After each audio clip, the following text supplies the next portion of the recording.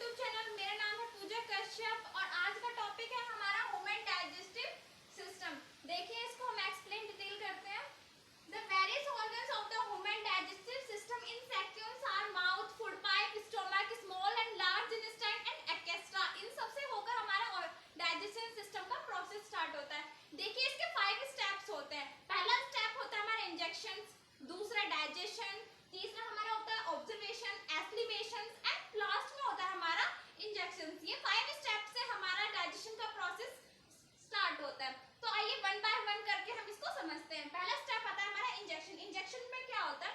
The food is put in the mouth in the with the help of hand. देखिए इसमें क्या होता है, अब आपके सामने एक थाली रखी है, उसमें काफी सुंदर सुंदर भोजन रखा है, लेकिन क्या वो खाना आपके अंदर स्वयं आ जाएगा?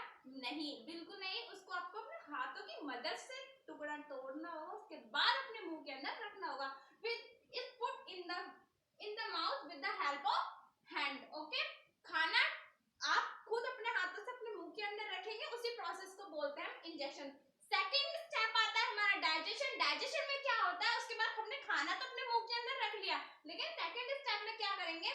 उसके बाद दांतों का काम आ जाता है, मतलब टीथ का काम आ जाता है। The teeth cut the food into small pieces, chewing and grind. दांतों का क्या काम है? उस छोटे छोटे स्मॉल पीसेस में उस टुकड़े को कर देना, च्यूइंग करना एंड ग्राइंड करना। उसके बाद the teeth help in the physical digestion and the salivary gland help in the chemical digestion by the secondary enzymes. भाई टीथ का क्या काम होता है? वो फिजिकली डाइजेशन करते हैं। हमारे टीथ उसको स्मॉल स्मॉल पीसेस में कट कर देंगे, उसके बाद च्यूइंग एंड ग्राइंड करके वो हमारा ओसोफेगस की हेल्प से, मतलब सैलिवरी ग्लैंड की हेल्प से वो नीचे आ जाएगा। ठीक है, ये सैलिवरी ग्लैंड क्या होता है? Chemically digestion bye secreting enzymes होते हैं। थर्ड स्टेप आता है उसका ऑब्जर्वेशन। ऑब्जर्वेशन के प्रोसेस में क्या होता है आइए देखते हैं। ऑब्जर्वेशन में क्या होता है? The molecules of food become so small that they can pass through the walls of the small intestine. उसके बाद में हमारा फूड अंदर तो आ गया, उसके बाद क्या प्रोसेस होता है? वो स्मॉल इंटेस्टाइन में जाता है और स्मॉल इंटेस्टाइन के द्वारा फिर वो गो इनटू द ब्लड चला जाता है। उसके बाद में खाना तो हो गया हमारा सारा, लेकिन उसके बाद का क्या प्रोसेस है? वो हमारे आर्म्स में, ब्रेन्स में, इन सभी में वो ब्लड के द्वारा चला जाता है। ठीक है, the small intestine is the main region from the observation of the step of observation food. ठीक है, यही प्रोसेस होता है हमारा ऑब्जर्वेशन का। हमें एनर्जी मिलने के लिए वो हमारे पूरे ब्लड के हेल्प से वो चला जाता है।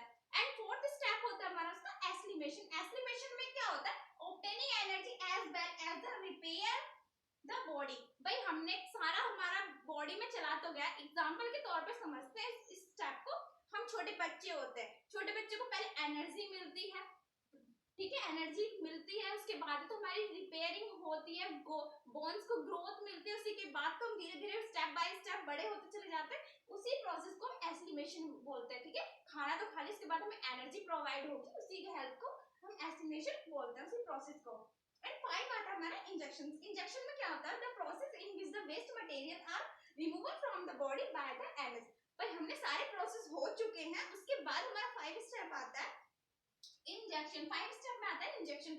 इंजेक्शन के क्या प्रोसेस होते हैं? भाई हमने सारा प्रोसेस हो चुका है, हमारे ब्लड को भी वो सारी एनर्जी मिल चुकी है जो हमें जरूरत है, बट जो हमारा वेस्ट मटेरियल है हमारे अंदर, वो हमारा रिमूवल तो करना पड़ेगा ना। उस वेस्ट मटेरियल को हम उसके अपने पेट में रख के सड़ा तो नहीं सकते ना, उससे हम बीमार हो जाएंगे। तो removal by the from the body by the energy is called as injection. इसी प्रोसेस को हम इंजेक्शन बोलते हैं।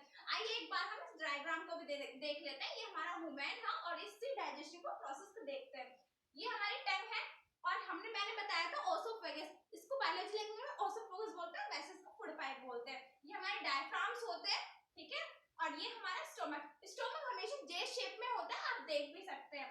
ये हमारे गॉल ब्लैडर्स होते हैं, ये हमारे बिल डक्ट्स होते हैं, अपेंडिक्स होता है, स्मॉल इंटेस्टाइन हमेशा अंदर होता है लार्ज इंटेस्टाइन के, ठीक है, और हमारा एनएस है। ठीक है, इसी ये डायग्राम आपको एक बार देख के बना के भी जाना है, ये कभी भी सीबीएसई बोर्ड कभी भी उठा के क्वेश्चन पूछ सकता है। और इस टॉपिक पे हमेशा 5 मार्क्स का क्वेश्चन जरूर बनता है, 5 मार्क्स का क्वेश्चन जरूर बनता है सीबीएसई बोर्ड से।